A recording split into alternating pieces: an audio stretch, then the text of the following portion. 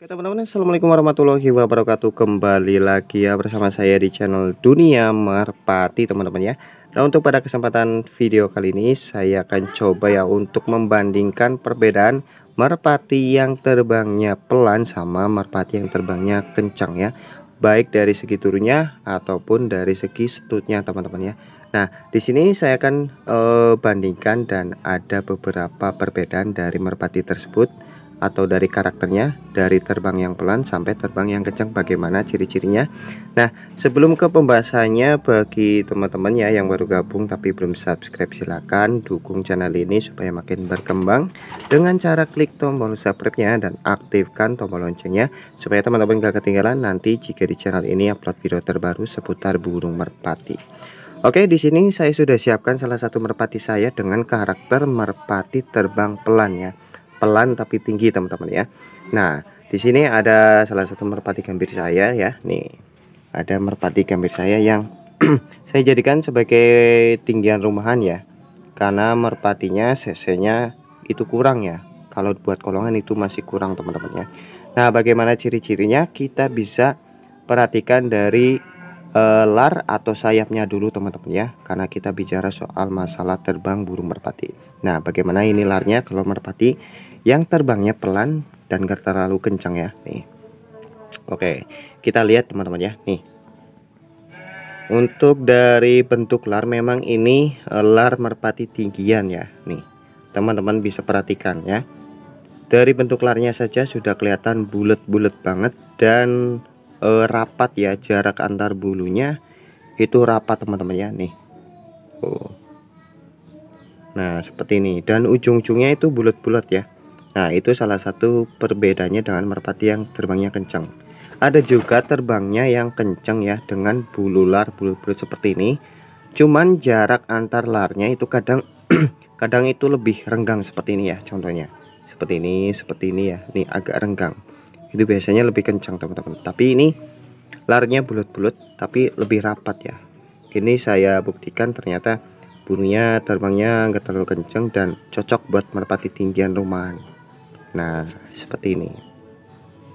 Nah, untuk kelenturannya nih, kelenturan bulu larnya ini lentur banget teman-teman ya. Tuh. Nih lentur. Jadi kalau teman-teman ingin memilih merpati tinggian buat tinggian, teman-teman bisa cek aja ujung larnya. Kalau lentur itu insya Allah terbangnya tinggi, tapi kalau agak kaku itu terbangnya sprint. Nah, ini sudah beberapa kali saya sebutkan kalau ingin memilih merpati yang terbangnya tinggi, teman-teman bisa cek aja dari larnya, terus dari kelenturan ujung larnya. Kalau semakin lentur itu terbangnya semakin tinggi, itu saya jamin teman-teman ya. Nih, terus selanjutnya apa, selain dari sayapnya itu dari segi bodinya. Nah, bodi merpati yang tinggi yang terbangnya itu pelan biasanya itu ngapuk teman-teman, ngapuk ya, dan tidak kenyal tidak keras. Jadi dipegang seperti ini ini ngapuk ya, ngempes. Nah, itu salah satu ciri khas merpati tinggian yang benar-benar tinggi teman-teman terbangnya. Jadi nggak ada merpati tinggian yang kalau dipegang itu kenyal keras, nggak ada teman-teman. Yang ada kalau merpati tinggian itu dipegang itu ngapuk ya. Ngapuk bukan berarti kurus ya. Ya, seperti ini dipegang itu ngapuk. Itu salah satu ciri merpati yang bisa terbang tinggi. Dari bodinya seperti itu teman-teman ya. Nah, itu dia. Oke, langsung saja kita akan bandingkan dengan merpati yang terbangnya sprint atau terbangnya itu kencang ya. Bagaimana kita bandingkan dengan yang tinggian ini ya, agar teman-teman itu bisa membedakan dan bisa memahami apa perbedaannya. Oke, kita lanjut ya. Oke, ini dia merpatinya teman-teman ya. Ini sama-sama gambir tapi beda spek ya.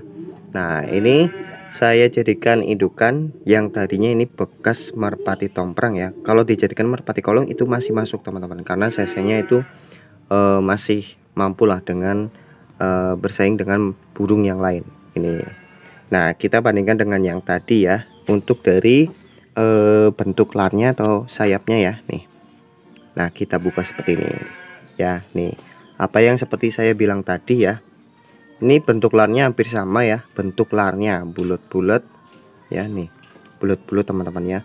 Tapi yang menjadi perbedaan itu larnya lebih renggang-renggang ya. Jarak antar larnya itu lebih berjauhan daripada yang tadi. Yang pertama tadi itu lebih rapat-rapat ya. Tapi kalau ini lebih renggang teman-teman ya. Nah, itu salah satu perbedaannya. Nah, terus selanjutnya dari bentuk sayapnya juga agak beda teman-teman. Kalau merpati tinggian yang benar-benar bisa tinggi itu biasanya lebih bulat, bentuk sayapnya itu lebih bulat. Dan kalau yang sprint biasanya lebih panjang seperti ini. Nih panjang ya, kelihatan panjang. Nah oke. Nah, teman-teman bisa perhatikan ya tuh. Nah ya, renggang-renggang teman-teman ya. Meskipun ujung larnya itu bulat-bulat, itu jarak antar larnya itu renggang-renggang teman-teman. Nah itu yang menjadi pembeda ya. Nah selanjutnya kita coba cek kelenturan ujung larnya ya. Nih ujung larnya memang lebih kaku ya, lebih kaku, pasti lebih kaku teman-teman. Nih lebih kaku. Nah itu salah satu perbedaannya. Nah selanjutnya dari bodinya ya. Dari bodinya kalau merpati yang sprintnya kenceng itu antara bodinya kenyal sama agak keras kalau dipegang.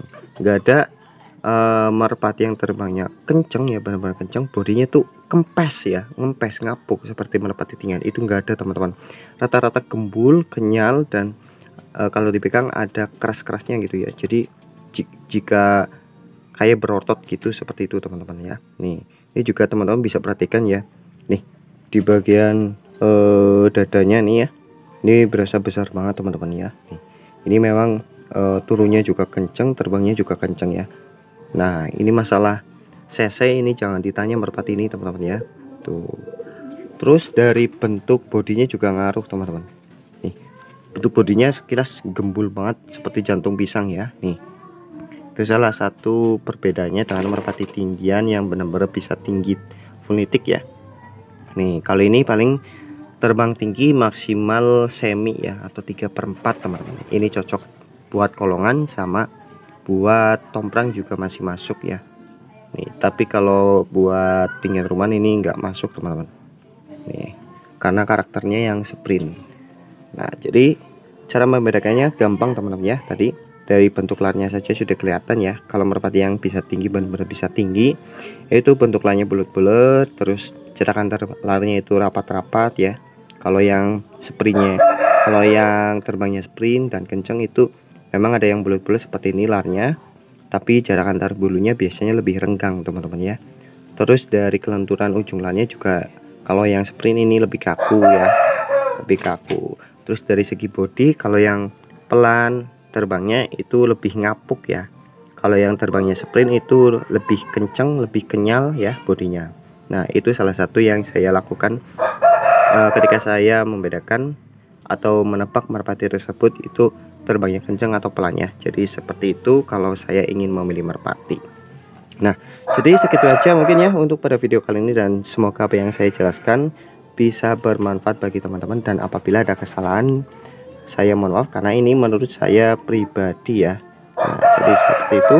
Dan sebelum saya akhiri, bagi teman-teman yang baru gabung ya tapi belum subscribe, silahkan ditekan dulu tombol subscribe-nya dan aktifkan tombol loncengnya supaya teman-teman gak ketinggalan jika di channel Dunia Merpati ini upload video terbaru seputar burung merpati. Dan saya akhiri saja. Assalamualaikum warahmatullahi wabarakatuh.